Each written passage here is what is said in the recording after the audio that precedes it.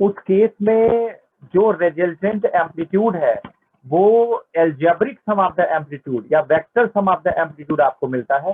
वही चीज यहाँ भी है कि जो वेव्स इंटरमिक्स होने वाली हैं उनका रिजल्टेंट एम्पलीट्यूड या उनकी रिजल्टेंट इंटेंसिटी आप कैलकुलेट करेंगे। लाइट में जब हम इसको कैलकुलेट करने जाएंगे तो हम देखेंगे कि जो इंटेंसिटी ऑफ लाइट है वो या तो 4 टाइम हो जाती है अंडर कंस्ट्रक्शन या फिर 3 टाइम 0 टाइम हो जाती है अंडर डिस्ट्रक्शन, यानी कंस्ट्रक्टिव इंटरफेरेंस डिस्ट्रक्टिव इंटरफेरेंस। तो अगर हम मैथमेटिकल थ्योरी में आवे इंटरफेरेंस मैथमेटिकल थ्योरी में आए तो मैथमेटिकल थ्योरी से कितनी है कि हमारे पास एक वेव है ऑफ एम्पलीट्यूड ए, हमारे पास एक दूसरी वेव है of amplitude B having a phase phi. Phase का मतलब है किसी इंस्टेंट पर चेक कीजिए तो दोनों के मैक्सिमा एक साथ नहीं मिलेंगे या दोनों के मिनिमा एक साथ नहीं मिलेंगे, तो this is called a phase. Constant phase होने का मतलब है कि एक डेफिनिट गैप है बिटवीन देम। अगर एक बार वेव 1 और वेव 2 के बीच में आपने ये गैप कैलकुलेट कर लिया तो उतना ही गैप आपको हमेशा मिलेगा। This is called constant phase. मान लेते हैं एक वेव हम ऐसे बनाते और दूसरी वेव हम ऐसे बनाते, तो this is called not a constant phase. क्यों? क्योंकि देखिए इसका फर्स्ट मैक्सिमा और दूसरे वाले का फर्स्ट मैक्सिमा, ये हो गया फर्स्ट फेज। अगर हम दूसरे पहले वाले का सेकेंड मैक्सिमा देखें तो एट दिस, सेकेंड वाली वेव का अगर हम सेकेंड मैक्सिमा देखें तो इज एट दिस। देखिए फेज चेंज हो रहा है, means phase not a constant. यहाँ क्या है, एक बार जितना डिफरेंस क्रिएट हो गया in between the wave 1 and in between the wave 2 उतना ही क्रिएट रहेगा फॉर ऑल टाइम। ऐसे लाइट सोर्सेस को जो कांस्टेंट फेज की वेव जनरेट करते हैं उनको कोहेरेंस कहते हैं। कोहेरेंस जो मेरे कोचिंग का नाम है, हम साथ साथ हैं, दिस इज द कोहेरेंस। और यहाँ अगर फेज कांस्टेंट नहीं है, वैरी कर रहा है, तो इसको बोलते हैं इनकोहेरेंट। इनकोहेरेंट। तो यहाँ इंटरफेरेंस की पहली कंडीशन है two interfering or intermixing waves must have a constant phase difference or highly coherent। तो अगर इनकोहेरेंट है तो क्लास 11th में इसको बीट्स में पढ़े थे। बीट्स में क्या होता था, जब ये मिक्स होती हैं तो किसी इंस्टेंट पर अगर हम यहाँ हाथ रख लें तो जब ये दोनों वेव्स वहां से पास आउट होंगी तो जो एम्पलीट्यूड है वो टाइम के साथ घटेगा बढ़ेगा। तो एम्पलीट्यूड के टाइम के साथ घटने बढ़ने के साथ इंटेंसिटी टाइम के साथ घटेगी बढ़ेगी। यहाँ इस केस में हम देखेंगे इंटेंसिटी या तो बढ़ के मैक्स हो जाती है या इंटेंसिटी बढ़ के मिन हो जाती है। यहाँ इंटरफेरेंस अगर हम मैथमेटिकल डिस्कशन में आवे तो मैथमेटिकल डिस्कशन पहले देख लीजिए, कंक्लूजन देख लीजिए, फिर इसको लाइट के लिए कन्वर्ट करेंगे तो हमें देखना होगा यंग्स डबल स्लिट एक्सपेरिमेंट जो कंफर्म करेगा इंटरफेरेंस इन लाइट को। और यहाँ हमें लैबोरेटरिकल एक्सप्लेनेशन पढ़ने होंगे यंग डबल स्लिट एक्सपेरिमेंट के। और जब हम उस एक्सपेरिमेंटल फिनोमेना को एक्सप्लेन कर रहे होंगे मैथमेटिकली तो कुछ रूल्स आएंगे, उनको हमें एक्सप्लेन करना है। और उन पर इंटरफेरेंस से हर साल आपको कम से कम 4 नंबर मिलता है in all of the board. तो यहाँ हमारे पास मैथमेटिकल डिस्कशन में ये है कि हमारे पास फर्स्ट वेव है of amplitude A, second wave है of amplitude B having a constant phase phi. Now going to intermix. हम क्लास 11 से उठा ले रहे हैं, जैसे वहां क्या रहा होगा, एक वेव रही होगी y1 is equal to A sine omega t, दूसरी वेव रही होगी y2 is equal to B sine omega t plus phi. आपने y1 प्लस y2 लेके सॉल्व किया होगा तो आपको मिला होगा resultant wave of overall amplitude.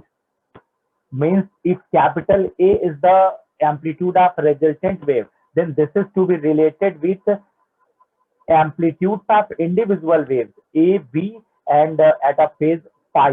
यानी कि आपने क्लास 11th में ये प्रूव किया होगा कि अगर small a and small b are the amplitudes of the intermixing wave at a angle phase phi, तो उनके resultant amplitude A का रिलेशन रहा होगा a square is equal to a square plus B square plus 2ab cos phi।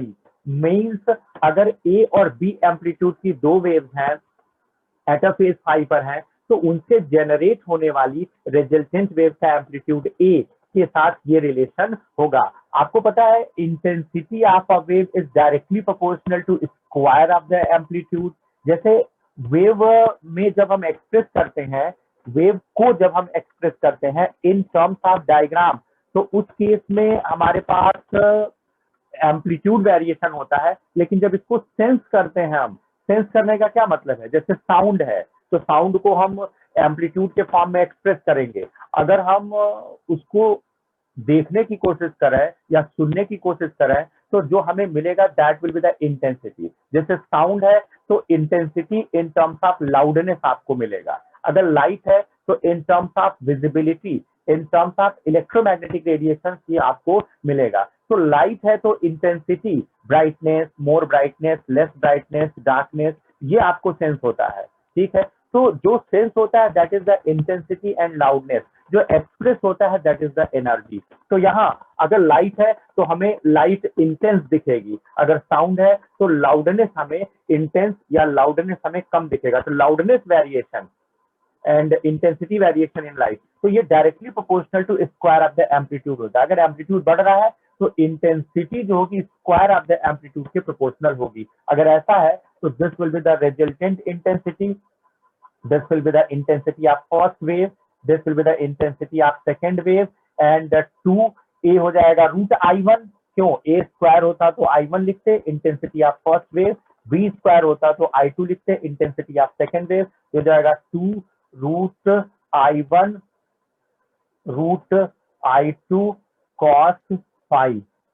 ठीक है, ये resultant intensity हो गया। अब यहाँ से आप इसको लाइट के लिए एज्यूम करिए, मतलब ये हम साउंड छोड़ रहे हैं, लाइट के लिए इसको एक्सप्लेन कर रहे हैं। अगर हम दो बल्ब ऑन करें आप इंटेंसिटी I1 एंड I2, तो resultant intensity I will be either greater than I1 plus I2 or less than I1 plus I2। क्यों, क्योंकि cos phi तो पॉजिटिव भी हो सकता है, cos phi नेगेटिव भी हो सकता है। लाइट, दो लाइट बल्ब को जलाने पर रिजल्टेंट इंटेंसिटी उन दोनों लाइट बल्ब की इंटेंसिटी से ज्यादा होना या कम होना ही इंटरफेरेंस है। यानी इंटेंसिटी या तो बढ़ जाती है या इंटेंसिटी घट जाती है। यहाँ हमारे पास केसेस है। अगर मैं कहता सेम फेज, तो ये तो क्लास 11 में भी था। सेम फेज का मतलब दो क्राइटेरिया होता है। वेव्स अगर ऐसे मिक्स होती हैं तो उस केस में हम कहते हैं फेज, सेम फेज के 0 डिग्री होता है, 2 पाई डिग्री होता है, 4 पाई डिग्री होता है, dash dash dash even multiple of pi होता है। तो ये तो फेज के टर्म में है। एक वेव को आप दो तरीके से एक्सप्रेस करते हैं, या तो एंगल के टर्म में एक्सप्रेस करते हैं कॉल्ड फेज, और या तो फिर वेवलेंथ के टर्म में एक्सप्रेस करते हैं that is called the path length lambda. तो आप ऐसे समझिए कि 2 pi is the lambda, 2 pi is the lambda, तो pi is to be replace by lambda by 2। यानी फेज में जो पाई होगा वो पाथ लेंथ में लैम्डा बाई 2 होगा। एक्चुअली में दो पॉइंट्स के बीच हमेशा हम वेवलेंथ मेजर करेंगे। तो अगर वेवलेंथ की बात करें तो फेज के लिए आप डिस्कशन जानते हैं, अगर पाथ में जाना है तो पाई जहां जहां लैम्डा बाई 2 हटा दीजिए। यानी कि पाथ डिफरेंस की बात करें तो 0 डिग्री पर इंटरमिक्स होने का मतलब पाथ डिफरेंस 0 डिग्री, 2 पाई पर इंटरमिक्स होने का मतलब path difference will be the 2। अब पाई की जगह आपको लिखना है लैम्डा बाई 2, 2 लैम्डा बाई 2। यहाँ हो जाएगा 4 lambda by 2 dash dash dash 2n lambda by 2। Phase difference is even multiple of pi and path difference is even multiple of lambda by 2।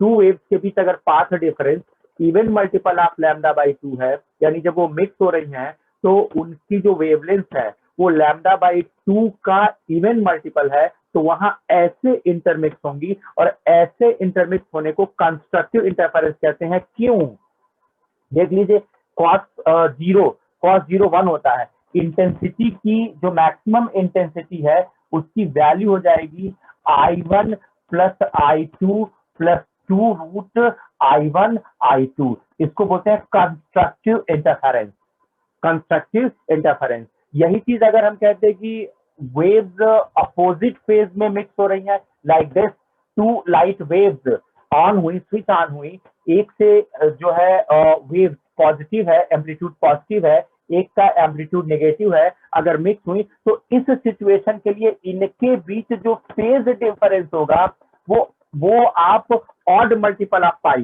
That is 1 pi comma 3 pi comma 5 pi comma odd multiple of pi, that is 2n minus 1 pi, where n stands for 1 2 3। 1 रखेंगे तो ये वाला मिल जाएगा, 2 रखेंगे तो ये वाला मिल जाएगा, 3 रखेंगे तो ये वाला मिल जाएगा। यानी जब वेव्स के बीच ये फेज डिफरेंस होता है तो वो अपोजिट फेज में इंटरमिक्स होती हैं। जहां जहां पाई है उसको अगर आप लैम्डा बाई 2 से रिप्लेस कर दें तो यही चीज पाथ डिफरेंस के टर्म में एक्सप्रेस हो जाएगा। Path difference is equal to हो जाएगा lambda by 2, 3 lambda by 2 and 5 lambda by 2 dash dash dash हो जाएगा 2n minus 1 lambda by 2। Means अगर इंटरमिक्सिंग वेव का phase difference odd multiple of pi है या path difference odd multiple of lambda by 2 है, तो उन वेव्स से जो रिजल्टेंट एम्पलीट्यूड आएगा, उन वेव्स के मिक्सिंग से जो रिजल्टेंट एम्पलीट्यूड आएगा या इंटेंसिटी आएगी, उसमें हम फेज और पाथ की ये वैल्यू रख सकते हैं। तो इसमें हमें रखना होगा फाई इज इक्वल टू, इसमें से कोई एक रख लीजिए, आसान है, 1 पाई कॉस पाई माइनस 1 होता है। आपको जो इंटेंसिटी मिलेगी वो मिनिमम इंटेंसिटी होगी, and this minimum intensity will be the I1 plus I2 minus 2 root I1 I2। This non uniform distribution of energy. Non uniform का मतलब क्या? इंटेंसिटी मैक्स से मैक्स हो जाना या इंटेंसिटी का मिनिमम से मिनिमम हो जाना इज कॉल्ड द इंटरफेरेंस। अब इसको हम लाइट के लिए एक्सप्लेन करना चाहते हैं तो थोड़ा सा और आगे बढ़िए। और आगे बढ़ने का मतलब इंटरफेरेंस के पांच शर्तें हैं। There are 5 condition for interference to occur. 5 condition क्या?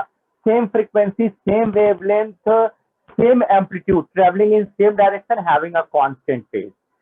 क्यों ये 5 कंडीशन दे रहे हैं? आपको क्या लगता है दो अलग अलग लाइट बल्ब को आप अगर स्विच ऑन करेंगे तो हम ये कह रहे हैं कि इंटेंसिटी मैक्स या इंटेंसिटी मिन, तो जब आप उन दो लाइट बल्ब को स्विच ऑन करेंगे तो कहाँ कहाँ इंटेंसिटी मैक्स है, कहाँ कहाँ इंटेंसिटी का मतलब क्या? उन दो बल्ब से लाइट पूरे स्पेस में स्प्रेड हो रही है। अगर हम स्पेस के कुछ पॉइंट्स को फिक्स करें तो उन पॉइंट्स पर इनसे पहुंचने वाली वेव की एक रिजल्टेंट वेव होगी। अब या तो दोनों बल्ब से हम मीटर स्केल रख के उन पॉइंट्स को ज्वाइन करें, लैम्डा काउंट करें, दोनों का डिफरेंस ले लें। अगर ये even multiple of lambda by 2 आ रहा होगा तो कंस्ट्रक्टिव इंटरफेरेंस का क्राइटेरिया पूरा होगा। अगर odd multiple of lambda by 2 का क्राइटेरिया हो रहा होगा तो डिस्ट्रक्टिव इंटरफेरेंस पूरा होगा। या हम दोनों बल्ब की वेव्स बनावे, अगर पहले बल्ब की वेव्स हमने बनाई, दूसरे बल्ब की वेव्स बनाई, दोनों का पाई काउंट किया, डिफरेंस निकाला, डिफरेंस निकालने में या तो इवन मल्टीपल ऑफ पाई आएगा या ऑड मल्टीपल ऑफ पाई आएगा। अगर इवन मल्टीपल ऑफ पाई आएगा तो वहां कंस्ट्रक्टिव इंटरफेरेंस होगा, अगर ऑड मल्टीपल ऑफ पाई आएगा तो वहां डिस्ट्रक्टिव इंटरफेरेंस होगा। इस तरीके से दो लाइट बल्ब से उसके चारों ओर स्पेस में जो इंटेंसिटी डिस्ट्रीब्यूशन होगा, डार्क, ब्राइट, मच ब्राइट, वो उन बल्ब से वहां पहुंचने वाली वेव्स के इंपोजिशन से ऑब्टेन्ड रिजल्टेंट इंटेंसिटी से डिसाइड होगा। और ये रिजल्टेंट इंटेंसिटी डिसाइड होती है फेज डिफरेंस या पाथ डिफरेंस से। ठीक है, अब मान लेते हैं कि हम डेली लाइफ में इसको लाइट के लिए देखना चाहते हैं तो हम दोनों को इक्वल एम्पलीट्यूड कर देते हैं। क्यों इक्वल एम्पलीट्यूड कर देते हैं? देखिए, जहां डिस्ट्रक्टिव होगा वहां का बेनिफिट होगा, इंटेंसिटी 0 हो जाएगी, क्योंकि अगर अनइक्वल एम्पलीट्यूड होगा तो दोनों का डिफरेंस सर्वाइव करेगा, डिफरेंस का स्क्वायर करेंगे तो इंटेंसिटी होगा। तो यानी जहां ब्राइट होगा वहां एम्पलीट्यूड ऐड हो जाएंगे और जहां डार्क होगा वहां एम्पलीट्यूड का डिफरेंस आएगा। और अगर दोनों वेव्स का एम्पलीट्यूड इक्वल नहीं है तो जहां डिफरेंस आ रहा है वहां भी कुछ ना कुछ सर्वाइव करेगा और उसका स्क्वायर जो होगा वो इंटेंसिटी में कन्वर्ट होगा। तो इस तरीके से जो ब्राइट होगा वो थोड़ा सा चमक ज्यादा रखेगा और जो डार्क होगा वो लेस ब्राइट होगा। तो हमें आइडेंटिफाई करने में दिक्कत होगी कहाँ इंटेंसिटी ज्यादा है, कहाँ इंटेंसिटी कम है। सो हम इंटरफेरेंस इन लाइट के लिए पहला क्राइटेरिया रखते हैं कि दोनों लाइट का एम्पलीट्यूड सेम होना चाहिए। बेनिफिट, अगर एम्पलीट्यूड सेम होगा तो कंस्ट्रक्टिव में ऐड होके a प्लस बी 2a हो जाएगा, डिस्ट्रक्टिव में a माइनस बी होके a माइनस से 0 हो जाएगा। तो इसको जरा मैथमेटिकली देखिए तो ये तो हमने तब निकाला when the two light sources are of unequal amplitudes, let us say that a is equal to b। अगर मैं कहता both interfering waves are of same amplitude, a is equal to b, तो इसका मतलब क्या हो जाता, I1 is equal to I2 हो जाता। चलिए मान लिया कि इंटरफेरिंग वेव की इंटेंसिटी है I not. so from the theory of interference, resultant intensity was I1 plus I2 plus 2 root I1 I2 cos phi, ये resultant intensity था। यहाँ I1 is the I naught, I2 is the I naught, I1 is the I naught, I2 is the I naught and the phase is phi। तो यहाँ हमारे पास resultant intensity हो जाएगा I naught plus I naught, that is 2 I naught plus 2, ये हो जाएगा I naught square, बाहर आएगा I naught cos phi, 2 I naught बाहर ले लीजिए। Now this will be 1 plus cos phi, cos phi हो सकता है 2 cos square phi by 2 minus 1, तो मीन्स cos phi को रिप्लेस कर रहे हैं 2 cos square phi by 2 minus 1 से। अगर ऐसा है तो इस केस में हमारे पास ये 1 और 1 कैंसिल हो जाएगा।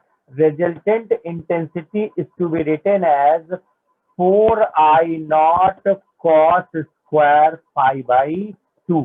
ये रिजल्टेंट इंटेंसिटी ऑफ लाइट तब है जब हमारे पास दोनों मिक्सिंग लाइट वेव्स की के एम्पलीट्यूड सेम है। अगर मैं कहता कंस्ट्रक्टिव, तो कंस्ट्रक्टिव में आपको पता है फेज की वैल्यू 0 डिग्री लेते, यानी सेम फेज, या पाथ के टर्म में लेते तो even multiple of lambda by 2 लेते, तो रखेंगे तो इंटेंसिटी कितना आ जाएगा 4I नॉट हो जाएगा। यानी दो बल्ब सेम एम्पलीट्यूड के अगर आप लिट ऑन करें तो रिजल्टेंट इंटेंसिटी आपको 4 गुनी दिखाई देगी। इसको बोलते हैं bright fringe, condition of bright fringes.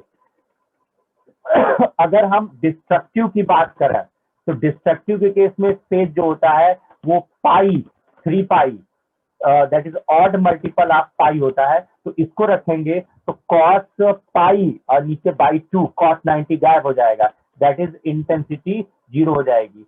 यानी कि जहां कंस्ट्रक्टिव इंटरफेरेंस होगा, यानी जहां वेव्स की मिक्सिंग सेम फेज में होगी वहां वो 4 गुनी इंटेंस होगी, और जहां अपोजिट फेज में होगी वहां 0 इंटेंसिटी होगी। यानी bright and dark fringes means अगर हम दो लाइट आप सेम एम्पलीट्यूड ले लें, स्विच ऑन करें, तो स्पेस के डिफरेंट पॉइंट पर इन लाइट से पहुंचने वाली लाइट्स का जो फेज डिफरेंस होगा, अगर वो इवन मल्टीपल ऑफ पाई से कंपेयर हो रहा है, दैट इज 0 डिग्री, तो वहां उन पॉइंट पर इंटेंसिटी 4 गुनी हो जाएगी। और जिन पॉइंट पर इंटरफेरिंग वेव्स के बीच phase odd multiple of pi होगा या अपोजिट फेज होगा, वहां इंटेंसिटी 0 हो जाएगी। इस तरीके से हमें स्पेस के डिफरेंट पॉइंट पर मैक्स इंटेंसिटी और मिन इंटेंसिटी के पॉइंट मिलेंगे। लेकिन कभी ऐसा होता नहीं है डेली लाइफ में कि आप इनको देख पाए। घर में भी तो हम 2 लाइट 3 लाइट 4 लाइट एक रूम में, जितनी ज्यादा लाइट्स होती है उतनी ज्यादा लाइट चलाते हैं, फिर भी हमें कंस्ट्रक्टिव या डिस्ट्रक्टिव इंटरफेरेंस देखने को नहीं मिलता। रीजन, जब हम लाइट स्विच ऑन करते हैं तो हमें एवरेज दिखता है। देखिए 4I नॉट मैक्सिमम हो गया किसी पॉइंट पर, 0 मिनिमम हो गया, दोनों को ऐड करिए तो 4I नॉट, मीन ले लीजिए बाई 2I नॉट, यानी what we see is the average one. ऐसा क्यों है? क्योंकि डेली लाइफ की जो लाइट होती है वो इनकोहेरेंट होती है। इनकोहेरेंट का मतलब, यहाँ देखिए अपोजिट फेज तो 0 इंटेंसिटी, यहाँ देखिए same phase 4I naught intensity, यहाँ देखिए same phase 4I naught intensity, यहाँ देखिए सेम इंटेंसिटी, यहाँ देखिए same phase 4I naught intensity, देखिए अपोजिट फेज 0 इंटेंसिटी। अगर स्पेस के किसी पॉइंट पर हम हाथ रख लें तो जब ये वेव पास होगी तो 0, 4I0, 4I0, 4I0, 0, यानी कंटिन्यूअस फ्लक्चुएशन होगा of the intensity at this point. और लाइट की फ्रीक्वेंसी बहुत ज्यादा है, 1 सेकंड में मिलियन बार इस पॉइंट की इंटेंसिटी ब्राइट होगी और मिलियन टाइम इस पॉइंट की इंटेंसिटी डार्क होगी। अब आपको क्या दिखेगा, फ्लक्चुएटिंग फ्रीक्वेंसी है, that is fluctuating amplitude with different frequency है, तो आपको इस पॉइंट पर एक एवरेज लाइट दिखाई देगी। जितने भी इंटेंसिटी है सबको ऐड करके नंबर ऑफ ऑब्जर्वेशन से डिवाइड कर दीजिए, आपको एवरेज इंटेंसिटी मिलेगी 2I0। इसीलिए डेली लाइफ में जब हम बल्ब को स्विच ऑन करते हैं तो हमें लाइट का इंटरफेरेंस इफेक्ट नहीं देता। इसी को शो करने के लिए यंग डबल स्लिट एक्सपेरिमेंट में या थॉमस यंग ने 5 कंडीशन को सेटिस्फाई कराया टू द इंटरफेरिंग लाइट। जब वो 5 कंडीशंस को सेटिस्फाई कराते थे लेबोरेटरिकली, तो मिक्सिंग जो लाइट थी, उस मिक्सिंग लाइट से डिफरेंट पॉइंट पर अल्टरनेटिवली डार्क और ब्राइट बैंड दिखते थे। वो 2 कोहेरेंट लाइट सोर्स लेते थे। कोहेरेंट लाइट सोर्स का मतलब होता है ऐसे लाइट सोर्स जिनकी जनरेटेड वेव्स के बीच में एक कांस्टेंट फेज डिफरेंस हो।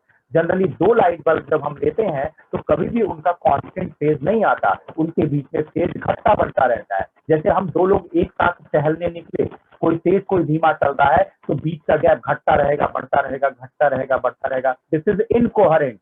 लेकिन अगर एक कांस्टेंट गैप मेंटेन है या हम साथ साथ चल रहे हैं, तो इस केस में हम कहेंगे इज अ कांस्टेंट फेज और इज अ जीरो फेज। तो जब 2 लाइट सोर्स लाइट जनरेट करती हैं, तो हम ये देखते हैं कि उनसे जनरेटेड लाइट के बीच फेज वेरी कर रहा है। फेज वेरी करने की वजह से जब मिक्सिंग से रिजल्टेड वेव बनती है तो उसका एम्पलीट्यूड वेरी करता है। एम्पलीट्यूड वेरी करने की वजह से इंटेंसिटी वेरी करती है और हम एवरेज इंटेंसिटी देख लेते हैं। तो यहाँ हमारे पास आ गया कि अगर 2 लाइट बल्ब है, आप सेम एम्पलीट्यूड स्विच्ड ऑन, तो जो रिजल्टेंट वेव बनेगी उसकी जो इंटेंसिटी होगी वो 4I0 cos square pi by 2 होगी। जिन पॉइंट पर कंस्ट्रक्टिव इंटरफेरेंस का क्राइटेरिया होगा उन पॉइंट पर इंटेंसिटी 4I0 हो जाएगी। जिन पॉइंट पर वेव्स के मिक्स होने का क्राइटेरिया डिस्ट्रक्टिव को फॉलो कर रहा होगा, that is odd multiple of pi होगा, वहां इंटेंसिटी 0 हो जाएगी। अगर इसको हम मैथमेटिकली या ग्राफिकली चेक करें तो ये कैसा दिखेगा, उसी ग्राफिकली से ऑब्टेन्ड डिस्कशन को लैब में थॉमस यंग ने डबल स्लिट एक्सपेरिमेंट से पूरा कराया और उसको अच्छे से एक्सप्लेन कर दिया in terms of Huygens theory of secondary wavelet. तो जरा डायग्राम खींचे, क्या मतलब है डायग्राम का, resultant intensity is function of phase.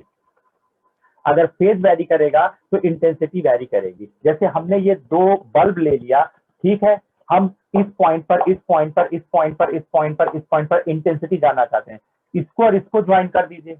Now इसमें कितनी वेव्स है, इसमें कितनी वेव्स है, काउंट कर लीजिए, या यहाँ से यहाँ तक, यहाँ से यहाँ तक मेजर करके लैम्डा के टर्म में एक्सप्रेस कर लीजिए। उसी तरह यहाँ कितना है, यहाँ कितना, यानी कि हम 2 वेव्स से स्पेस के जिस पॉइंट को डिस्कस करना चाहते हैं वहां तक एक लाइन खींच लेंगे। अब इन लाइन पर वेव्स बनाएंगे, वो वेव्स या तो पाई के टर्म में बनेंगी या लैम्डा के टर्म में बनेंगी। अगर पाई के टर्म में बन रही है तो देख लीजिए कितना पाई ये है और कितना पाई ये है का डिफरेंस ले लीजिएगा। उस डिफरेंस को चेक करेंगे, या तो कंस्ट्रक्टिव में सेट होगा या डिस्ट्रक्टिव में सेट होगा। अब अगर हम ग्राफ खींचें इन डिफरेंट पॉइंट्स के लिए, इन 2 लाइट बल्ब से रिजल्टेंट इंटेंसिटी का ग्राफ खींचे तो कैसा दिखेगा, ध्यान से देखिए। इस पर हम स्पेस के डिफरेंट पॉइंट्स यानी फेजेस को ले रहे हैं और इस पे हम रिजल्टेंट इंटेंसिटी ले रहे हैं, ठीक है। मैक्सिमम इंटेंसिटी होती है 4I0, मिनिमम इंटेंसिटी होती है 0। फेज फेज होता है 0 degree, pi degree, 2 pi degree, 3 pi degree, 4 pi degree and so on. इधर आएंगे तो -pi degree, -2 pi degree, -3 pi degree, -4 pi degree and so on. आपको पता है 0 डिग्री फेज पर इंटेंसिटी मैक्स होगा, पाई डिग्री अपोजिट है, दैट इज इंटेंसिटी 0 होगा, इंटेंसिटी मैक्स होगा, इंटेंसिटी 0 होगा, इंटेंसिटी मैक्स होगा, इंटेंसिटी 0 होगा। यहाँ जाइए, pi degree odd multiple of pi, intensity 0 होगा, इंटेंसिटी मैक्स होगा, इंटेंसिटी 0 होगा, इंटेंसिटी मैक्स होगा, ठीक है। तो इस तरीके से हमारे पास इंटेंसिटी वेरिएशन कैसा दिख रहा है, कॉस स्क्वायर का ग्राफ है, आप ही सोच लीजिए कैसा दिख रहा होगा, ये दिख रहा होगा कॉस स्क्वायर।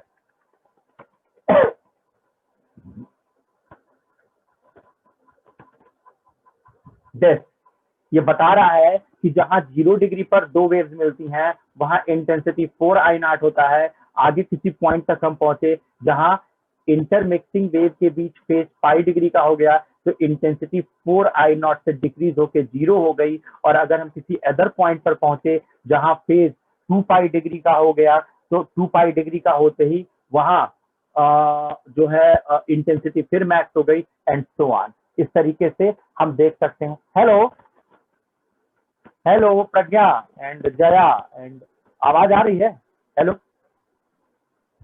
हेलो जया,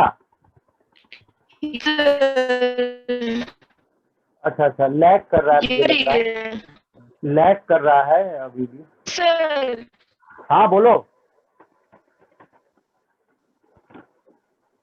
तो नहीं हाँ हेलो, सर, आवाज आ रही अच्छा आवाज नहीं आ रही है। हेलो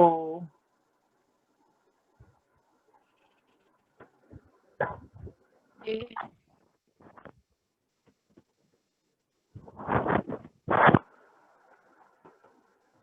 तो अगर हम यहाँ देखें तो इंटेंसिटी फ्लक्चुएट कर रही है। अगर हम मीन इंटेंसिटी ले लें ट्वाइस आई नॉट तो आप देख सकते हैं इस पॉइंट पर इंटरसेक्शन है, इस पॉइंट पर इंटरसेक्शन है, इस पॉइंट पर इंटेंसिटी वेरिएशन का मीन इंटेंसिटी लाइन के साथ जो इंटरसेक्शन है उसको आप चेक करिए।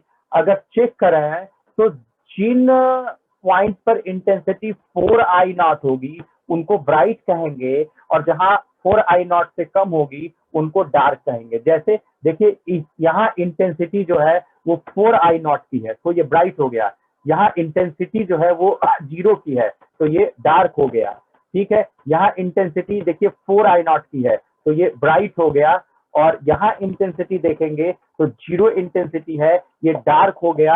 यहाँ आप देखेंगे तो 4I0 है तो यहाँ हमारे पास फिर ब्राइट हो गया। मतलब क्या, वही चीज इधर देख लीजिए आइदर साइड इधर आएंगे तो ट्वाइस, इधर इंटेंसिटी 4I0 नहीं, इधर इंटेंसिटी 0 है तो ये डार्क हो गया और इधर इंटेंसिटी इस पॉइंट पर 4I0 है ये ब्राइट हो गया।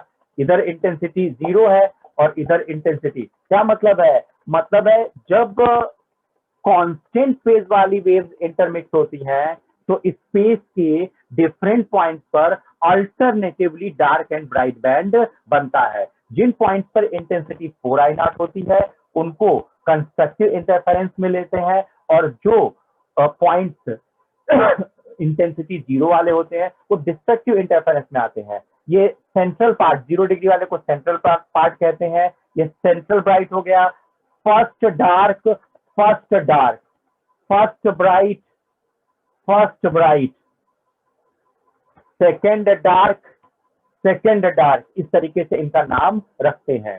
कंक्लूजन सिर्फ इतना है कि जब कांस्टेंट फेज डिफरेंस वाली टू वेव्स इंटरमिक्स होती हैं तो इनका जो रिजल्टेंट वेव फॉर्मेशन होता है वो अल्टरनेटिवली डार्क और ब्राइट बैंड शो करता है। यहां से हम लोग देखेंगे कल।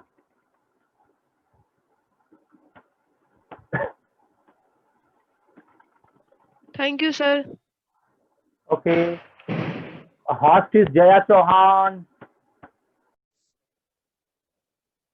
can be observed at a glance। देख लीजिए, एक्चुअली में क्लास 11 के इंटरफेरेंस में आपने जाना था कि जब भी दो या दो से ज्यादा वेव्स मिक्स होती हैं तो एक रिजल्टेंट वेव बनती है जिसकी एक डेफिनिट इंटेंसिटी या एम्पलीट्यूड है। वो एम्पलीट्यूड फेज डिपेंडेंट होता है। तो हम लोगों ने दो केस देखा था, constructive interference and destructive interference. Constructive interference में एम्पलीट्यूड ऐड होते हैं, डिस्ट्रक्टिव इंटरफेरेंस में एम्पलीट्यूड सब्ट्रैक्ट होते हैं। Square of the amplitude intensity होता है। अब लाइट में क्या करते हैं कि अगर हम सेम एम्पलीट्यूड की दो लाइट रेज ले लें, उनको इंटरमिक्स होने दें, तो दो केस बनते हैं, कंस्ट्रक्टिवली एंड डिस्ट्रक्टिवली। जब कंस्ट्रक्टिव की बात करते हैं तो इंटेंसिटी 4 गुनी आती है, और जब डिस्ट्रक्टिव की बात करते हैं तो इंटेंसिटी 0 आती है। मीन्स अगर दो लाइट रेज हैं, कोहेरेंट लाइट रेज, हमने दो तरह के सोर्स की बात की थी, कोहेरेंट एंड इनकोहेरेंट। ऐसे लाइट जिनके फेज डिफरेंस कांस्टेंट होते हैं कोहेरेंट लाइट सोर्स कहलाते हैं, और जिन लाइट के फेज डिफरेंस वैरी करते हैं उनको इनकोहेरेंट कहते हैं। तो अगर दो कोहेरेंट लाइट सोर्सेज हैं, प्रोपेगेट कर रही हैं, तो उनके मिक्सिंग से जो रिजल्टेंट वेव बनेगी उसकी इंटेंसिटी या तो 4 गुनी होगी या 0 होगी। यानी लैब में अगर हम सेटल करें तो देखिए यहाँ हमने ग्राफिकल कंस्ट्रक्शन दिखाया था कि डिफरेंट पॉइंट्स पर अगर हम फेज चेक कर लेते तो जहां जहां इवन मल्टीपल ऑफ पाई है, 0 पाई 2 पाई 4 पाई, वहां वहां इंटेंसिटी 4I0 है, और जहां जहां ऑड मल्टीपल ऑफ पाई है, 1 पाई 3 पाई -1 पाई -3 पाई, वहां वहां इंटेंसिटी 0 है। इस तरीके से लाइट में अगर इंटरफेरेंस होगा तो कंस्ट्रक्टिव इंटरफेरेंस के केस में इंटेंसिटी जो होगी वो इंटेंसिटी 4 गुनी होगी, 2 गुनी नहीं 4 गुनी। और जहां डिस्ट्रक्टिव इंटरफेरेंस होगा वहां इंटेंसिटी 0 होगी। यानी अल्टरनेटिवली डार्क और ब्राइट बैंड बनेंगे। हमने 4I0 और 0 के बीच में एक मीन लाइन ट्रेस की थी, ये मीन लाइन 2I0 की थी। तो अगर इस 2I0 को देखें तो ये ग्राफ को जहां जहां इंटरसेक्ट कर रही है, अगर उन पॉइंट्स को हम कवर करें तो ये वाला जो जोन है ये कंस्ट्रक्टिव इंटरफेरेंस का जोन है, ये ब्राइट फ्रिंज बनेगी। ये वाला जो जोन है ये 0 इंटेंसिटी का जोन है, ये डिस्ट्रक्टिव इंटरफेरेंस डार्क बनेगी, अगेन ब्राइट बनेगी, अगेन डार्क बनेगी, अगेन ब्राइट बनेगी। यानी जब हम लाइट सोर्स को स्विच ऑन करेंगे, दो लाइट सोर्स को, उनसे जो लाइट रेज निकलेंगी जब वो स्प्रेड होंगी इन द एटमॉस्फेयर, मिक्स होंगी to give the resultant light, तो या तो आपको 0 लाइट मिलनी चाहिए या तो आपको 4 टाइम इंटेंस लाइट मिलनी चाहिए। This is the interference in light. But हम डेली लाइफ में ऐसा पाते नहीं है। इसके लिए हमने आपको बताया था कि there are 5 conditions which must be fulfilled simultaneously for interference to occur. Actually में होता क्या है कि डेली लाइफ में जो लाइट रेज होती हैं वो इनकोहेरेंट होती हैं। जैसे एक बल्ब की लाइट रे हो गई, दूसरी बल्ब की लाइट रे हो गई। अब ये लाइट रेज अगर इंटरमिक्स हो रही हैं तो देखिए यहाँ अपोजिट फेज है, डिस्ट्रक्टिव इंटरफेरेंस, सेम फेज है, कंस्ट्रक्टिव इंटरफेरेंस, अपोजिट फेज है, डिस्ट्रक्टिव इंटरफेरेंस, अपोजिट फेज है, डिस्ट्रक्टिव इंटरफेरेंस, सेम फेज है, constructive interference, constructive interference, destructive interference. Space के जब किसी पॉइंट से ये पास होंगी तो alternatively dark and bright band बनाएंगी। जहां कंस्ट्रक्टिव का क्राइटेरिया पूरा होगा 4 टाइम इंटेंस, डिस्ट्रक्टिव का क्राइटेरिया पूरा होगा वहां 0 इंटेंस। तो ये जब इनकोहेरेंट होती हैं तो किसी पॉइंट की इंटेंसिटी कंटिन्यूअसली वेरी करती है, अकॉर्डिंगली हम उस इंटेंसिटी वेरिएशन को सेंस नहीं कर पाते। 4I0 is the max and 0 is the मिन को ऐड कीजिए बाई 2, दैट इज 2I0। हमें एवरेज इंटेंसिटी ऑफ लाइट दिखने लगता है। यही डेली लाइफ में होता है कि डेली लाइफ में हमें इंटेंसिटी ना तो ब्राइट दिखती है 4 गुनी और ना ही कहीं डार्क दिखता है। क्यों? क्योंकि फेज वेरी करने की वजह से स्पेस के किसी पॉइंट पर कंस्ट्रक्टिव डिस्ट्रक्टिव दोनों फॉर्म होते हैं, इन अ सेकेंड मिलियन बार फॉर्म होते हैं, तो हमें एवरेज इन्फ्लुएंस दिखता है। इसलिए दो बल्ब को लाइट ऑन स्विच ऑन करने पर उनकी इंटेंसिटी 2I0 ही दिखती है। लेकिन अगर हम इस इनकोहेरेंट लाइट सोर्स को कोहेरेंट लाइट सोर्स में कन्वर्ट कर ले, कुछ ऐसा करें कि लाइट रेज जो जनरेट हो रही है वो कोहेरेंट हो जाए, कोहेरेंट का मतलब एट अ कांस्टेंट फेज पर मेंटेन हो जाए, तो उनसे हमें अल्टरनेटिवली डार्क और ब्राइट बैंड फॉर्मेशन दिखेगा, जैसा हमने डिस्कस किया था। कोहेरेंट लाइट सोर्स जैसे एक लाइट रे हो गई, और अगर हम दूसरी लाइट रे को ग्राफिकली ट्रेस करें, अगर दूसरी लाइट रे ऐसे है तो this is called having a constant phase. देखिए दोनों का मिनिमा मिनिमा, दोबारा चेक कीजिए, दोनों का मिनिमा मिनिमा, ये कांस्टेंट फेज है। या दोनों का 0 0 चेक कीजिए, एक डेफिनेट गैप है, दोनों का 0 0 चेक कीजिए, एक डेफिनेट गैप है। यानी दो लाइट रेज या बल्ब के बीच में अगर एक कांस्टेंट फेज है तो दिस इज कॉल्ड कोहेरेंट। अभी क्या होगा कि जब इस केस के स्पेस में किसी पॉइंट पर हम चेक करेंगे तो देखिए यहाँ सेम फेज है, सेम फेज है, सेम फेज है, सेम फेज है, मतलब क्या, वहां की इंटेंसिटी 4I0 आपको मिलेगी और ये मच इंटेंस होगा कॉल्ड द ब्राइट फ्रिंज। और अगर कहीं ऐसा क्राइटेरिया बना इस तरीके का, तो इस केस में इक्वल इन एम्पलीट्यूड है, अपोजिटली है, तो नेट एम्पलीट्यूड जीरो हो गया। Square of the amplitude is intensity, intensity zero हो गई। मींस स्पेस के जिस पॉइंट पर अपोजिट फेज में वेव्स मिलेंगी उस पॉइंट की इंटेंसिटी जीरो हो जाएगी और ये डार्क फ्रिंज या डार्क बैंड के नाम से जानी जाएगी। तो लाइट में जब इंटरफेरेंस होता है तो इंटेंसिटी या तो 4 गुनी हो जाती है या जीरो हो जाती है। अकॉर्डिंगली हमें alternative dark and bright bands मिलने लगते हैं, इन्हें हम इंटरफेरेंस इन लाइट कहते हैं। क्लास 11th वाला ही इंटरफेरेंस है, वो वेव्स का था। वहां हम कहते थे एम्पलीट्यूड या तो मैक्स हो जाता है या मिन हो जाता है। अकॉर्डिंगली इंटेंसिटी मैक्स हो जाती है या मिन हो जाती है। साउंड के केस में लाउडनेस होता है और लाइट के केस में इंटेंसिटी होती है। अगर इंटरफेरेंस इन साउंड है तो आपको साउंड या तो बहुत तेज सुनाई देगा या धीमा सुनाई देगा। और अगर फ्रीक्वेंसी मिसमैच है या इनकोहेरेंट है इन साउंड तो आपको एम्बुलेंस या सायरन की जो आवाज सुनाई देगी वो थी, दैट इज कॉल्ड बीट्स। यानी क्लास 11th में जो फेज कांस्टेंट नहीं था वो बीट्स थी और जो फेज कांस्टेंट था वो इंटरफेरेंस था। तो यहाँ इंटरफेरेंस इन लाइट को डिस्कस करना है। हम लोगों ने इंटरफेरेंस इन लाइट में इंटेंसिटी को डिराइव करके देखा कि intensity coming is the either 4I0 और द जीरो। अब आइए 5 क्राइटेरिया जो पूरा करना है, वो 5 क्राइटेरिया अगर हम पूरा करना है तो हमें लाइट का इंटरफेरेंस इफेक्ट दिखाई देगा। और ये पूरा करने वाले साइंटिस्ट थे यंग, थॉमस यंग। उनका एक्सपेरिमेंट आता है Young's double slit experiment. Young's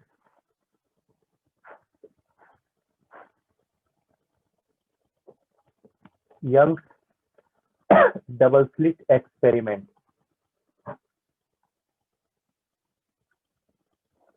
YDSC वो 5 क्राइटेरिया थे। Having a same amplitude, constant phase difference, same frequency, same wavelength, travelling in same direction. अगर 2 light rays in same direction है, same frequency की है, monochromatic है, same amplitude की है, तो इनके मिक्स होने पर या तो एम्पलीट्यूड इनका बढ़ जाएगा या एम्पलीट्यूड घट जाएगा। अकॉर्डिंगली जो इंटेंसिटी है वो या तो बढ़ जाएगी या घट जाएगी। अगर हम एग्जैक्टली सेम एम्पलीट्यूड की 2 लाइट वेव्स लेना है तो जहां एम्पलीट्यूड ऐड होगा वहां इंटेंसिटी 4 टाइम हो जाएगी और जहां एम्पलीट्यूड सब्ट्रैक्ट होगा वहां इंटेंसिटी 0 हो जाएगी। इन्होंने थॉमस यंग ने क्या किया, एक लाइट सोर्स से 2 लाइट सोर्स जनरेट किए। क्यों? क्योंकि 2 अलग अलग लाइट सोर्स कभी भी कोहेरेंट नहीं हो सकते। जब वो जनरेट होते हैं तो कहीं ना कहीं उनकी फ्रीक्वेंसी या एनर्जी में डिफरेंस आ जाता है, अकॉर्डिंगली वो इनकोहेरेंट हो जाते हैं। आपके बोर्ड में 1 मार्क्स में पूछता है कि क्या 2 अलग अलग लाइट बल्ब से इंटरफेरेंस पैटर्न को ऑब्जर्व किया जा सकता है? आंसर है नो। अगर हम 2 अलग अलग लाइट बल्ब ले लेंगे तो उनसे जो लाइट जनरेट होगी वो इनकोहेरेंट हो जाएगी और इनकोहेरेंट होगी तो फेज वेरी करेगा, फेज वेरी करेगा तो इंटेंसिटी वेरी करेगा और अगर इंटेंसिटी वेरी करेगा तो हम एवरेज इन्फ्लुएंस देख पाएंगे जो कि 2I0 का है। हम point two point intensity observation नहीं कर पाएंगे।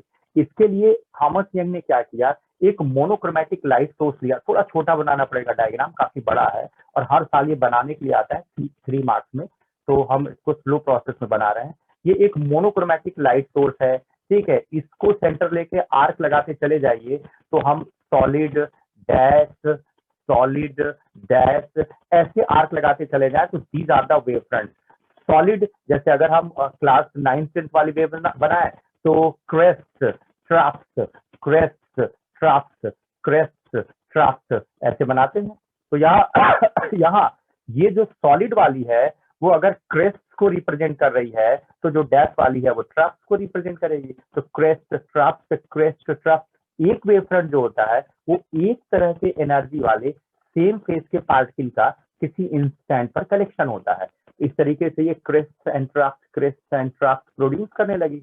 अगर इसके सामने हम एक हार्ड कार्डबोर्ड रखना है कॉल्ड सिंगल स्लिट, तो ये ऑपेक है, लाइट को नहीं जाने देगा, लेकिन इसमें हमने एक नैरो ओपनिंग प्रोवाइड कर दी है एज अ पॉइंट सोर्स। हमने एक ओपनिंग प्रोवाइड की। अब जो भी लाइट यहाँ पहुंचेगी उस लाइट का मोस्ट ऑफ द पार्ट तो यहाँ ऑब्स्ट्रक्ट हो जाएगा, लेकिन ये जो नैरो ओपनिंग हमने छोड़ी हुई है कॉल्ड पिन होल, इसको सेंटर लेके जितने भी आर्क लगाएंगे आप, ये वेव फ्रंट हो जाएगा। मीन्स ये एक्सप्रेस सोर्स ऑफ डिस्टरबेंस की तरह बिहेव करेगा और इस नैरो ओपनिंग से अभी लाइट बाहर निकलेगी। तो इसको सेंटर लेकर के अगर आर्क लगाए तो देखिए solid dash solid dash solid, इस तरीके से ये लाइट फॉरवर्ड प्रोड्यूस हो रही है। तो यहाँ हमने मोनोक्रोमैटिक लाइट सोर्स लिया, यहाँ हमने एक सिंगल पिन होल वाली सिंगल स्लिट ली, इसके आगे हम एक और स्लिट ले रहे हैं जिसमें दो ओपनिंग्स है कॉल्ड डुअल स्लिट और डबल स्लिट। ये सेंट्रल लाइन हो गई एंड एक ऊपर और उतना ही नीचे हमने दो ओपनिंग ले ली इसमें। अभी ये भी ऑपेक टू लाइट है, अकॉर्डिंगली जैसे ही लाइट हिट करेगी, ऑपेक टू लाइट है तो आगे जाने नहीं देगा ये। अब ये जो ओपनिंग है ये एक फ्रेश सोर्स की तरह काम करेगा, ये जो ओपनिंग है एक फ्रेश सोर्स की तरह काम करेगा, अकॉर्डिंगली अपनी सेकेंडरी वेवलेट प्रोड्यूस करेगा। इसको सेंटर लेके आर्क लगाइए, solid dash solid dash solid dash, इसी तरीके से इसको सेंटर लेके आर्क लगाइए। इसको सेंटर लेके अगर आर्क लगाएंगे तो आपको मिलेगा solid dash solid dash solid dash, इस तरीके से। यानी ये जो डबल स्लिट है S1 एंड S2, ये फ्रेश सोर्स ऑफ डिस्टरबेंस की तरह बिहेव करेंगी और इनके वेवलेट्स प्रोड्यूस होंगे। इन वेवलेट्स का सुपर इम्पोजिशन होगा। ध्यान से देखिए, अगर हम देखें तो डैश डैश सेम फेज, तो ये ब्राइट हो जाएगा, solid solid same phase, dash dash same phase, solid solid same phase, dash dash same phase. Same phase की लाइट रेज की इंटरमिक्सिंग हो रही है तो इंटेंसिटी हो जाएगी यहाँ 4I नॉट, नाम है anti nodal line, anti nodal line, the line at which the points of 4I naught intensity are collected. Actually में लाइन नहीं है, प्लेन है। तो एंटी नोडल प्लेन वो प्लेन होते हैं जिसमें 4I नॉट इंटेंसिटी वाले पॉइंट्स का कलेक्शन होता है। जस्ट इसके ऊपर वाला देखिए, तो जब इसके ऊपर वाला देखेंगे तो एक सॉलिड एक डैश अपोजिट फेज, एक सॉलिड एक डैश अपोजिट फेज, एक सॉलिड एक डैश अपोजिट फेज, ये डार्क पॉइंट्स का कलेक्शन हो रहा है। इसको बोलते हैं नोडल, नोडल लाइन, और इस पर जीरो इंटेंसिटी वाली लाइट का कलेक्शन है। ये हो गया नोडल लाइन। इन अ सेम वे जस्ट बिलो देखिए, एक सॉलिड एक डैश अपोजिट फेज हो गया, एक सॉलिड एक डैश अपोजिट फेज हो गया, एक सॉलिड एक डैश अपोजिट फेज हो गया, एक सॉलिड एक डैश अपोजिट फेज हो गया। मीन्स आपको सेंटर में एक ब्राइट फ्रिंज मिली है। फ्रिंज किसको बोलते हैं? ये जो इंटेंसिटी मैक्स हो जाना या इंटेंसिटी मिन हो जाना है, ये फ्रिंज है। जैसे आप कहते थे क्रिस्ट एंड ट्रफ और वेव, वैसे फ्रिंज का मतलब होता है collection of nodal and anti nodal plane. तो यहाँ ये पॉइंट जो है ये जीरो इंटेंसिटी के हैं, ये नोडल लाइन बनाएंगे। और अगर अब हम यहाँ एक स्क्रीन रख दें तो इस स्क्रीन पर आपको सेंट्रल ब्राइट मिलेगा।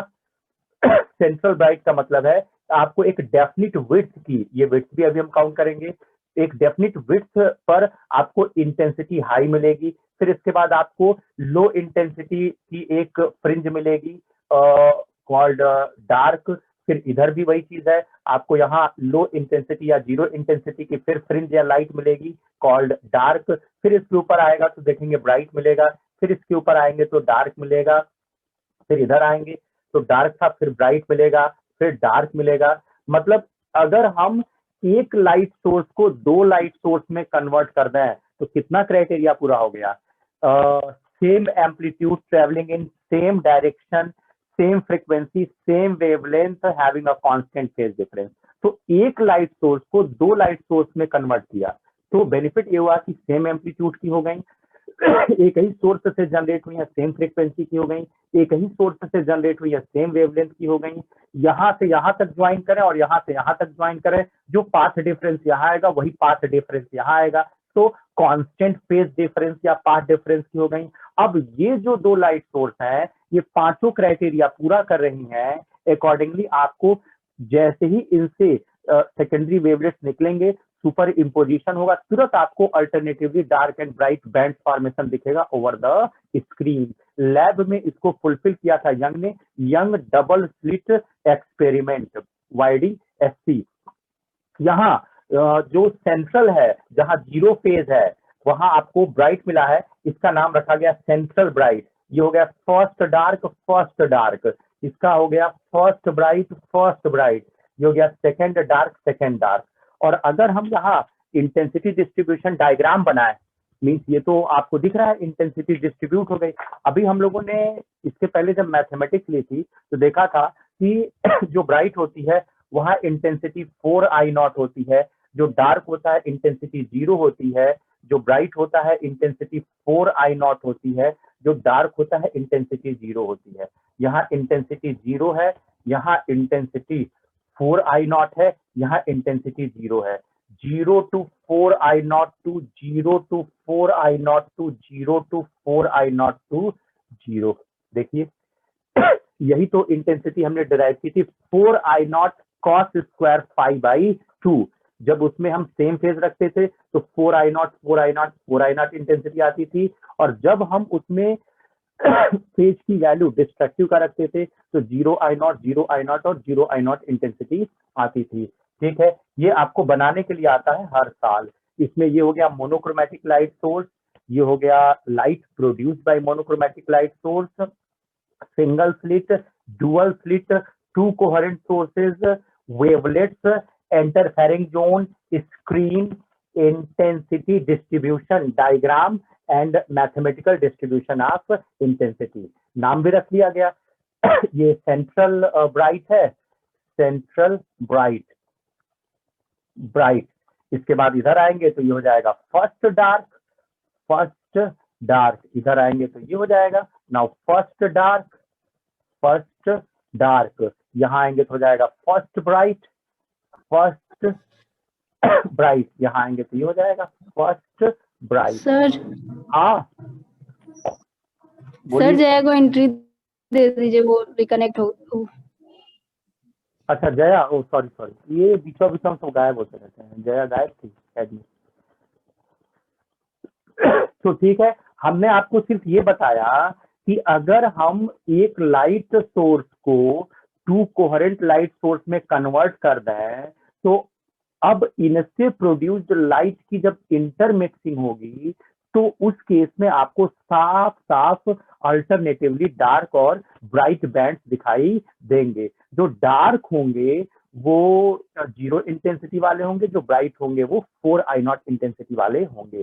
डेली लाइफ में हमें लाइट का इंटरफेरेंस इसलिए नहीं दिखता क्योंकि ये जो लाइट सोर्स होते हैं वो हाईली इनकोहेरेंट होते हैं, इसीलिए जब उनकी मिक्सिंग होती है तो उनके बीच फेज तो कांस्टेंट होता नहीं है, तो इंटेंसिटी वेरिएशन होता रहता है। यानी एक ही पॉइंट पर कभी 4I0 होगी इंटेंसिटी, कभी 0 होगी, कभी 4I0 होगी, कभी 0 होगी, तो अकॉर्डिंगली हमें एवरेज इंफ्लुएंस दिखता है। लेकिन यंग डबल स्लिट एक्सपेरिमेंट में उन्होंने जब एक लाइट सोर्स को टू कोहेरेंट लाइट सोर्स में बदला और अब इनके बीच इंटरफेरेंस या मिक्सिंग को होने दिया, सामने एक स्क्रीन रख दी, तो उस स्क्रीन पर उन्हें अल्टरनेटिवली डार्क या ब्राइट बैंड मिला। जिस तरीके से हम लोग एक क्रेस्ट और एक ट्रफ को मिला के एक वेव कहते थे, वैसे अगर हम एक डार्क और एक ब्राइट को कंसीडर करें, बैंड को, इसको बैंड कह रहे हैं, कुछ दूर तक जो है कोई इंटेंसिटी नहीं है, कुछ दूर तक 4I0 है, फिर कुछ दूर तक कोई इंटेंसिटी नहीं है, फिर कुछ दूर तक, तो एक डार्क और एक ब्राइट बैंड को मिला के एक फ्रिंज कहते हैं। जैसे एक क्रेस्ट और एक ट्रफ को मिला के हम वेव कहते थे, वैसे यहाँ एक हमारे पास डार्क और एक ब्राइट मिला के हमारे पास एक फ्रिंज हो गई। अब ये फ्रिंज, अब यहाँ मैं ऐसे भी देख सकते हैं, इसके सेंटर से लेके यहाँ तक सेंटर तक पकड़ेंगे तो ये भी तो देखिए आधा डार्क एक ब्राइट और आधा डार्क, ये एक फ्रिंज हो जाएगा। ठीक है, ये एक फ्रिंज हो जाएगा ये, या एक पूरा ब्राइट ले लीजिए एक पूरा डार्क ले लीजिए, इसको मिला के एक फ्रिंज कहते हैं। अब लाइट के इस इंटरफेरेंस फिनोमिना से हमको क्या मिला, ये बात तो समझ में आ रही है कि अगर हम डेली लाइफ में कोहेरेंट लाइट सोर्स ले लेंगे तो उस कोहेरेंट लाइट सोर्स के इंटरफेरेंस से जब पूरे रूम में या स्पेस में लाइट स्प्रेड होगी तो स्पेस के कुछ पॉइंट्स 0 इंटेंसिटी के होंगे और कुछ पॉइंट्स जो होंगे वो 4I0 इंटेंसिटी के होंगे। इस तरीके से non uniform distribution of energy होगा और non uniform distribution of energy को हम इंटरफेरेंस कह रहे हैं। अब अगर हम यंग्स डबल स्लिट एक्सपेरिमेंट के मैथमेटिकल कैलकुलेशन में जाए तो हमें ये फ्रिंज विड्थ कैलकुलेट करनी है कि ये फ्रिंज विड्थ कितनी है। और अगर हम ब्राइट और डार्क बैंड यहाँ लोकेट कर रहे हैं तो सेंट्रल लाइन के रिस्पेक्ट में फर्स्ट डार्क सेकेंड डार्क या फर्स्ट ब्राइट सेकेंड ब्राइट की पोजीशन को लोकेट करेंगे, यानी कि fringe width spacing of fringes and fringe width.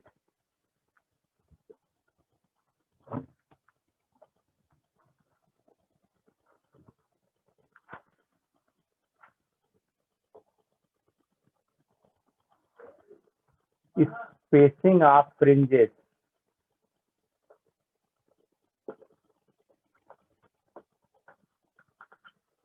and fringe width।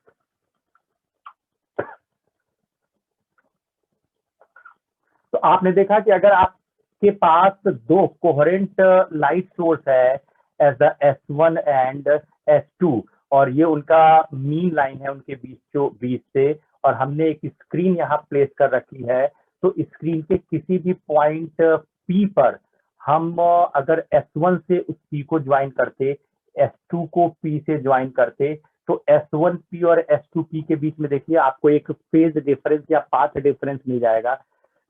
अगर आप S1 से P तक वेव ट्रेस करें तो पाई निकल जाएगा, S2 से P तक वेव ट्रेस करें तो पाई निकल जाएगा, दोनों का डिफरेंस लेंगे तो फेज डिफरेंस निकल जाएगा। अब आपको पता है अगर इवन मल्टीपल ऑफ पाई आया तो यहाँ कंस्ट्रक्टिव इंटरफेरेंस होगा, अगर ऑड मल्टीपल ऑफ पाई आया तो डिस्ट्रक्टिव इंटरफेरेंस होगा। या फिर इसको मेजर कर लें इन लैम्डा, लेंथ इन लैम्डा, इसको मेजर कर रहे हैं लेंथ इन लैम्डा, दोनों का डिफरेंस लेना है। अगर वो difference even multiple of lambda by 2 से इक्वेट हुआ तो ये कंस्ट्रक्टिव में चला जाएगा, ब्राइट बैंड बनेगा। अगर odd multiple of lambda by 2 से इक्वेट हुआ है तो ये डिस्ट्रक्टिव इंटरफेरेंस होगा। तो हमारे पास यहाँ दो कोहेरेंट लाइट सोर्सेज है at a distance d apart, small d apart, इनसे कैपिटल D डिस्टेंस पे स्क्रीन है जिस पर हमने एक पॉइंट P ले रखा है फॉर डिस्कशन, एंड से here nth fringe is forming, या तो ब्राइट होगा या डार्क होगा, पता नहीं 5वां है कि 25वां है कि 75वां है, तो इसका नाम है nth डार्क और ब्राइट, nth डार्क और ब्राइट फ्रिंजेस, डार्क और ब्राइट फ्रिंजेस, nth डार्क और ब्राइट फ्रिंजेस। अब ये जो nth डार्क या ब्राइट है ये सेंट्रल से कितनी दूरी पर है, तो इसको कह रहे हैं x n, n equal to 1, n equal to 2, n equal to 3। तो हमें ये first bright, second bright, third bright या first dark, second dark, third dark के बारे में बताएगा। यानी सेंटर से एक्सियन डिस्टेंस पर हमने एक पॉइंट P लिया है फॉर डिस्कशन, जहां या तो डार्क बना होगा या ब्राइट, काउंटिंग में वो nth हम उसको नाम दे रहे हैं, और सेंट्रल ब्राइट से P तक की पोजीशन को एक्सियन कह रहे हैं। S1 S2 का ये सेंट्रल पॉइंट है, इसका नाम रख रहे हैं M। अगर इससे हम P को ज्वाइन करें तो कह सकते हैं कि एक एंगल थीटा है, थीटा कम करेंगे तो P सेंट्रल की तरफ आएगा, इस पॉइंट की तरफ आएगा, अगर हम थीटा ज्यादा करेंगे तो स्क्रीन पर फार अपार्ट जाएंगे। यानी जो थॉमस यंग ने यंग्स डबल स्लिट एक्सपेरिमेंट में पूरा बड़ा सा डायग्राम बनाया था उसका हमने एक सेक्शन ले लिया। इस सेक्शन का मतलब सिर्फ इतना है कि S1 की लाइट स्क्रीन के किसी पॉइंट P तक पहुंची, S2 से भी लाइट स्क्रीन के उस पॉइंट P तक पहुंची, अगर दोनों को ज्वाइन कर लेते तो अभी दिख रहा है दोनों में पाथ डिफरेंस है या फेज डिफरेंस है। अगर वो फेज डिफरेंस हम काउंट कर ले तो दो चीजें बता सकते हैं, पहला ये कि किस नंबर की फ्रिंज बनेगी एट अ P पर, और ये भी बता देंगे कि जो फ्रिंज बनेगी वो अल्टरनेटिवली डार्क होगी या अल्टरनेटिवली ब्राइट होगी। तो अकॉर्डिंगली हमारे पास यहाँ जो पॉइंट P है ऑफ डिस्कशन, इस पॉइंट सी के लिए हमें जानना है कि ये ब्राइट कब होगा, ये डार्क कब होगा, और जो फ्रिंज यहाँ बनेगी वो किस नंबर की फ्रिंज होगी। जैसे फर्स्ट ब्राइट हम जानना चाहें तो कहाँ, सेकंड ब्राइट जानना चाहें तो कहाँ, एंड सो ऑन। तो ये डायग्राम हो गया यंग्स डबल स्लिट एक्सपेरिमेंट का स्कीम डायग्राम। अब अगर आप इसके ऊपर, इस थीटा के ऊपर tan लगा दीजिए, because this is too small, ये आपको इतना बड़ा दिख रहा है, ये सब आई के सेंट्रल ब्लैक प्यूपिल का पार्ट है, तो ये सब मिलीमीटर में हो रहा है। तो अकॉर्डिंगली tan थीटा आप देख सकते हैं एक्सियन बाई डी, डुअल स्लिट से स्क्रीन तक के डिस्टेंस को कैपिटल डी हमने लिया हुआ है, ये हो जाएगा एक्सियन बाई डी। और आप देख सकते हैं कि अगर हम पाथ डिफरेंस जानना चाहते हैं तो S1 से हम S2 पर एक परपेंडिकुलर खींच रहे हैं, चलिए इसको नाम दे रहे हैं N।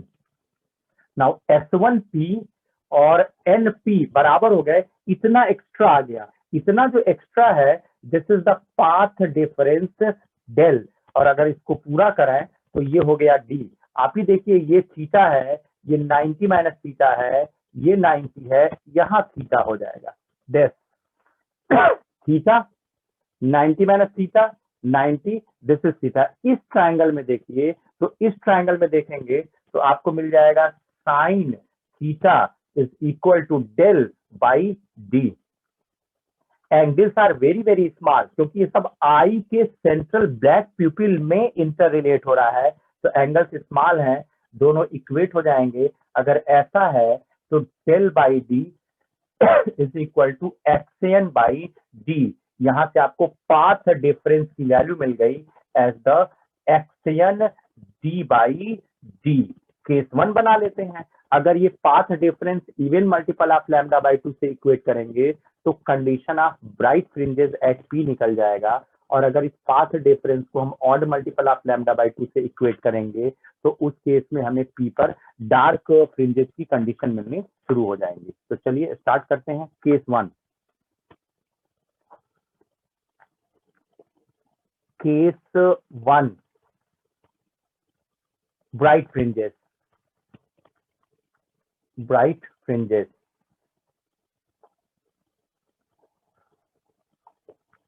ब्राइट फ्रिंज के लिए आपने थ्योरेटिकली निकाला था कि path difference even multiple of lambda by 2 होना चाहिए, वेयर n स्टैंड फॉर 0 1 2 3, और by Young's double slit experiment आपने निकाला है this is x n D by D. वो बाई एक्सपेरिमेंट है, ये बाई थ्योरी है, दोनों इक्वेट होना चाहिए। इक्वेट कर लीजिए, x n D by D is equal to twice n lambda by 2। यहां से 2 और 2 कैंसिल कर लीजिए। पोजीशन ऑफ nth ब्राइट आपको मिल गया n d lambda by d। This is the position of nth bright. n is equal to 0 रखिए, आपको मिलेगा x n is equal to 0। Central bright n is equal to 1 रखिए, आपको मिलेगा xn is equal to d lambda by d। Position of first bright n is equal to 2 रखिए, xn आपको मिलेगा 2d lambda by d as the position of second bright. जब आपने यहाँ screen पे लोकेट किया था तो ये सेंट्रल ब्राइट था, फिर आपको उसके बाद डार्क मिला था, फिर उसके बाद आपको ब्राइट मिला था, फिर उसके बाद आपको डार्क मिला था, फिर उसके बाद आपको ब्राइट मिला था। आइदर साइड यही चीज ऊपर मिलता है, ये डार्क है, फिर ब्राइट है, फिर डार्क है, फिर ब्राइट है, ऐसे मिला था। तो जो एक्शन इक्वल टू 0 है वो ये है, इसके बारे में बता रहा है, this x n equal to 0 central bright. उसके बाद बता रहा है कि first central bright is at D lambda by D. This is the position of first bright with respect to central bright.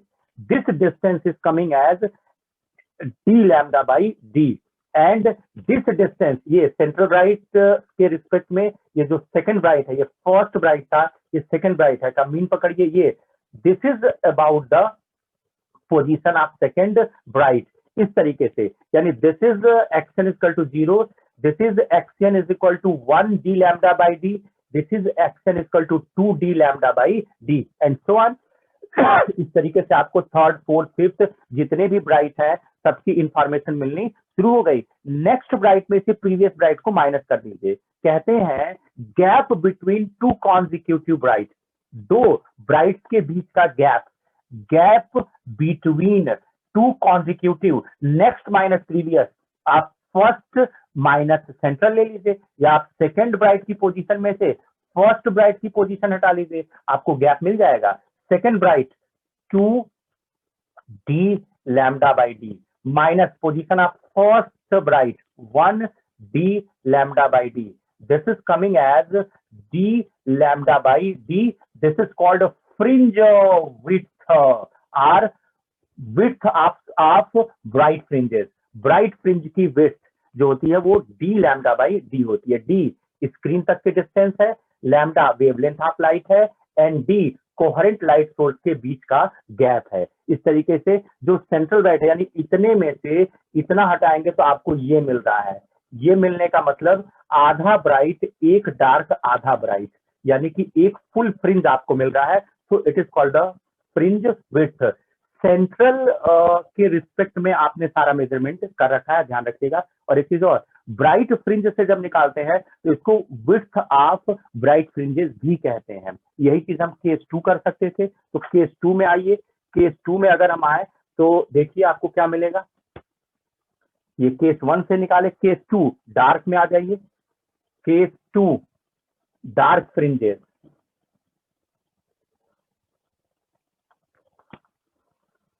अगर हम डार्क फ्रिंजेस की बात कर रहे हैं तो बाय थ्योरी आपने निकाला था path difference is equal to odd multiple of lambda by 2, 2n minus 1 lambda by 2। ये आपने थ्योरेटिकली डिस्कस किया था, और आज अभी लेबोरेटिकली आपने निकाला है as the x n D by D. ये बाई थ्योरी है, ये बाई लैब है, दोनों इक्वेट होना चाहिए। इक्वेट कर दीजिए, x n D by D is equal to 2n minus 1 lambda by 2। यहां से आपको एक्स एन मिल जाएगा as the 2n minus 1 by 2 D lambda by D. इसको कहते हैं position of nth dark. Position of nth dark, इसका नाम था पोजीशन ऑफ nth ब्राइट, और उसका नाम है पोजीशन ऑफ nth डार्क।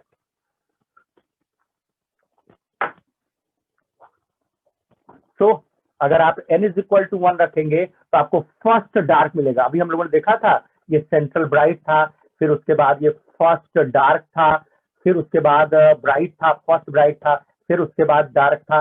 ऐसे ही तो मिला था आपको। तो अगर आप n इक्वल टू 1 रखेंगे तो सेंट्रल लाइन के रिस्पेक्ट में फर्स्ट डार्क, यानी इसकी पोजीशन, ये पोजीशन आपको मिल रही है। कितना मिलेगा? n इक्वल टू 1 रखेंगे तो हो जाएगा 1/2 डी लैम्डा बाई डी। आपको मिलेगा x n is equal to 1/2 D lambda by D. जरा ध्यान से देखिए, ये था एक्सएन इक्वल टू 0, ये है 1 डी लैम्डा बाई डी, और ये है half D lambda by D. क्या मतलब है? सेंट्रल ब्राइट और फर्स्ट ब्राइट के बीच में आपको एक डार्क फ्रिंज मिलता है। यही तो मिल रहा है। देखिए, फर्स्ट ब्राइट, सेंट्रल ब्राइट और फर्स्ट ब्राइट के बीच में आपको एक डार्क मिला है। क्लियर है? इसकी पोजीशन क्या है? इसकी पोजीशन है half D lambda by D. अगले की पोजीशन क्या होगी? 3/2। 1 और t के बीच में क्या आएगा? 1.5 ही तो आएगा। 1.5 का मतलब 3/2 मीन्स अगर हम n इज इक्वल टू 2 रखें तो हमें मिलेगा position of second dark 2 to the 4 minus 1, 3/2। यानी आपको मिलेगा सेकेंड डार्क के लिए आपको मिलेगा 3/2 D lambda by D and so on. अगर आप नेक्स्ट में से प्रीवियस को माइनस कर रहे हैं तो जैसे ही नेक्स्ट में से प्रीवियस को माइनस करेंगे आपको मिल जाएगा फ्रिंज विड्थ। तो beta as a fringe width हो जाएगा, ये हो जाएगा नेक्स्ट माइनस प्रीवियस। अगर हम नेक्स्ट माइनस प्रीवियस करें, नेक्स्ट माइनस प्रीवियस, तो ये भी वही आएगा जो इसके पहले आया था, D lambda by D. Benefit या डिस्कशन इज दैट कि अगर हम अगर हम ब्राइट फ्रिंज की विड्थ निकालें तो वो भी आया था डी लैम्डा बाई डी। अगर हम डार्क फ्रिंज की विड्थ निकालें तो वो भी आ रहा है डी लैम्डा बाई डी। यानी जितना विड्थ ब्राइट फ्रिंजेस का होता है उतना ही विड्थ डार्क फ्रिंजेस का होता है। यानी कि all dark and bright fringes are of equal width. जो डार्क फ्रिंजेस होती है वो 0 इंटेंसिटी की होती है, जबकि जो ब्राइट फ्रिंजेस होती हैं वो 4 I0 इंटेंसिटी की होती हैं। अब ये अगर आएगा लिखने के लिए spacing of fringes and fringe width, तो यहां तक आप डिस्कशन करेंगे। यंग्स डबल स्लिट एक्सपेरिमेंट लिखने को आएगा तो वो डायग्राम बना के उसको एक्सप्लेन करते हैं आप। यूजर्स लैब में हम क्या करते हैं, डिफरेंट स्टार से आने वाली रेज का इंटरफेरेंस पैटर्न बनाते हैं। अब जब इंटरफेरेंस पैटर्न बन जाता है तो लैब में हम बीटा मेजर कर लेते हैं। अगर बीटा मेजर कर लिए तो screen separation and coherent light source के बीच की डिस्टेंस हमें पता होती है, रख देते हैं तो हमें वेवलेंथ ऑफ इंटरफेरिंग लाइट पता चल जाता है।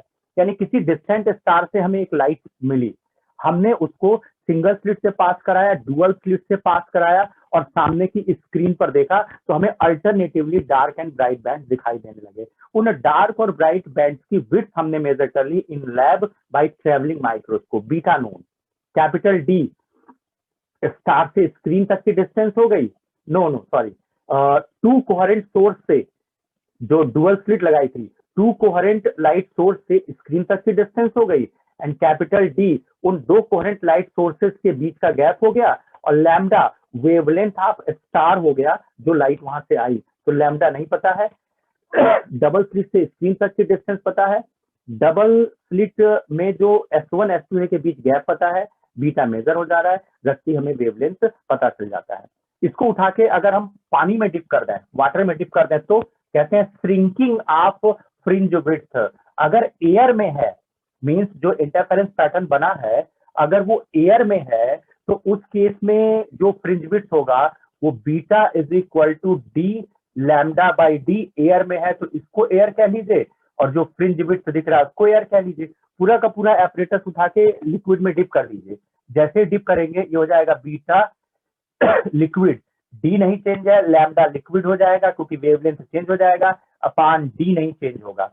रेशियो ले लीजिए this by this.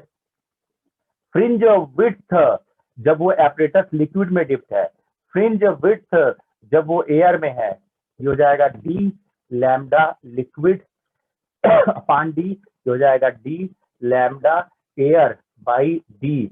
D D D D cancel, lambda liquid होता है lambda air by n upon lambda air, ये हो जाएगा equal to 1 upon n. New fringe width यानी जो फ्रिंज विड्थ अभी आपको दिखाई देगी इन लिक्विड तो वो हो जाएगी beta air by n. N से डिवाइड हो रहा है, एन ग्रेटर देन 1 होता है, इसका मतलब है कि बीटा लिक्विड जो होगा वो लेस देन बीटा एयर होगा। एयर में जो फ्रिंज आपको वाइड दिखाई देती, लिक्विड में डिप करने पर वो थोड़ी श्रिंक हो जाएगी। तो इस तरीके से हम कहते हैं fringe width shrinks. Lecture cut out होने वाला है, less than a minute show कर रहा है। तो इसका जो एप्लीकेशन है, फर्दर एप्लीकेशन और डिफ्रैक्शन, ये हम लोग कल देखेंगे। कल ये खत्म हो जाएगा, एंटर करेंगे सेमीकंडक्टर फिजिक्स में।